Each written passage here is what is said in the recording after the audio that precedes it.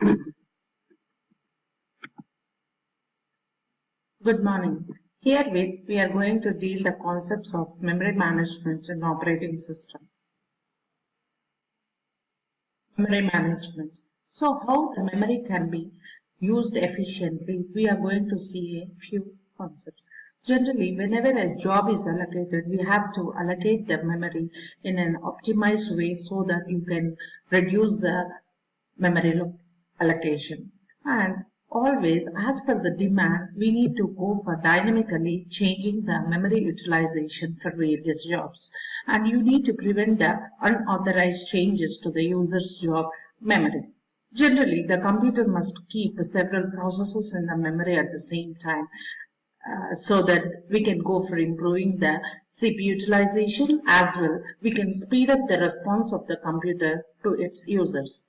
Memory management discusses various ways to the manage memory.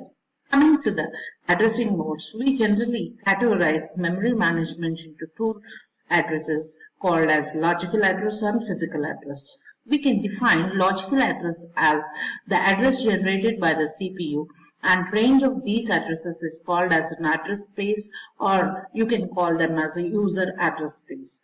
Whereas coming to the physical memory, it is an actual address of the process in the main memory, and range of these addresses generally depends upon the memory space and physical address space. Coming to the page allocation. Generally, all pages for a job should reside in a memory whenever we need to execute a particular process. We need to go for dividing the job address space into the pages of same size. Apart from that, we need to divide the main memory address space into blocks or frames. So generally, the page, whatever the page we are dividing, that page has to fit into the frame. Pages are units of a memory that are swapped in and out of the primary memory after its utilization. Pages are grouped together for a given user job and are placed in the page tables. Coming to the advantages and disadvantages of our page allocation. As each page is separately allocated, the user job need not be changed continuously, which is a major advantage, and have optimized utilization of memory. Coming to the disadvantages.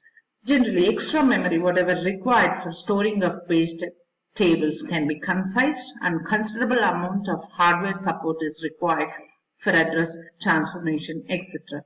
All pages of the entire job must be in a memory, whichever the job we need to execute in our central processing unit. This is a simple example of our page allocation. We have 3 pages divided of a job A. So job A, suppose we have 18 kilobytes, which can be divided into 3 pages, which can be divided into 3 pages, page 0, page 1 and 2, consisting of 6 KB of each page, where we need to go for addressing, mapping these 3 pages into the frames available in our main memory. So we can go for mapping our page 0 to frame 5 and page 1 to frame 3 and page 2 to frame 1. And coming to the job B, again, the job B is divided into two pages of each page 6 KB. Suppose if the job B is having 12 KB of capacity, we can fit our page 0 into the frame 2 and page 1 into the frame 7. So whatever the grade area, we can call these are the allocated frames. Right?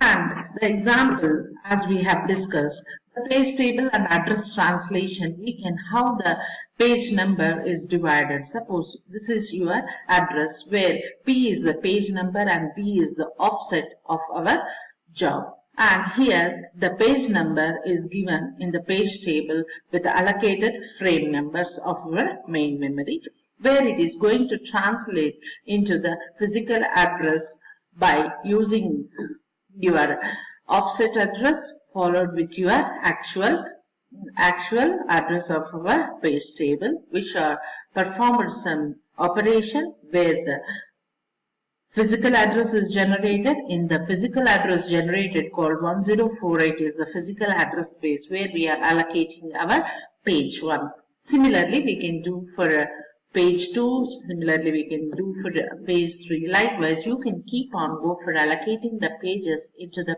main frames. Depends upon the allocated memory. Demand paging. So demand paging is just the elimination of our infinite memory available to the user, which is called as a virtual memory. Job operating under demand paging. Suppose whatever the page you require is not available in our main memory, we can go for swapping out the available page in the main memory and we swap a new page into the memory as per the demand of our job. So this is the page 2. So page 2 is available in the frame 0 and page 0 and 1 of job B is allocated to frame 1 and 2. And now we need to go for placing page 1 into our main memory. We don't have a sufficient space. So we can go for replacing any one of the page from the available frame to the outside, swap out, and you can go for swapping page 1 and we can swap in page 0 one by one by following any one of the demand page replacement algorithms. Suppose a scenario when all frames in a memory are full and page fault occurs, we need to bring it into the required page but there is no free frame. So where we will load all these things is a question, right? To avoid that, we should go for page replacement. So this is the semantic view of the page replacement. So whenever you need to go for page replacement, whatever the pages that is available in our main memory has to be swapped out to the backing store, and whatever the new page that you need to get into the memory, you can bring into the main memory. So swapping and swap out is done towards your main memory is nothing but the semantic view of a page. Coming to the page replacement, suppose we have all these page request sequence available in this following string, and we assume that we follow FIFO algorithm. Assume that the frame size is 3 and the number of frames preloaded is 3 frames. So first you go for placing page 3 which is not available in main memory. Then we go for having a 1. So whatever the purple color we are having, all these indicates the page fault occurs.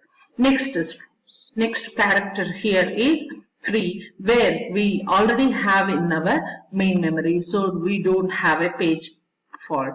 Again we have a 4, so we go for allocating 4 in our third frame, and again the 2. So what is the first page you have placed already in the main memory is 3. So we go for replacing the 3 from our main memory and we allocate page 2. And followed by 4, 1, 2 which is already available, so no page fault occurs. Then we go for page 3. So we need to go for replacing the old page. First page which you have replaced is 1, right? Which is 1 we replace with 3. First page is replaced with 3. Then fourth page is replaced with 1. Again, fourth place is replaced. Likewise, we can go for counting the number of page faults. Thank you for introducing our memory management concepts.